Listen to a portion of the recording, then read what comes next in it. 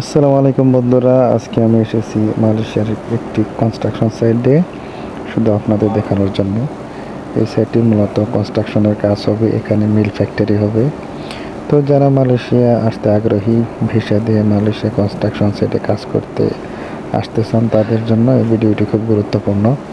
তাছাড়াও যারা দূর দূরান্তে আছেন, দূর প্রবাসে বা দেশে আছেন, তারা কিন্তু জানার আগ্রহ মালয়েশিয়া কনস্ট্রাকশন সাইট কীরকম হয়, তাদের জন্য মূলত এই ভিডিওটি হতে যাচ্ছে।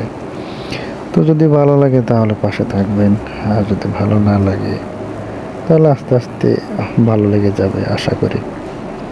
তো যাই হোক, আমি এসেছি এখানে দেখানোর জন্য। দেখেন, কনস্ট্রাকশন লেবার যারা কাজ করবে তাদের জন্য কিন্তু এই ঘরগুলো বানানো হয়েছে। আপনারা দেখছেন যে ছোট ছোট ঘরগুলো, এই ঘরে তারা এখানে থাকবে, খাবে, রান্না করবে। তো এখন আপনাদের যে ঘরে আমি নিয়ে যাচ্ছি, এটা একটি রান্না করা ঘর।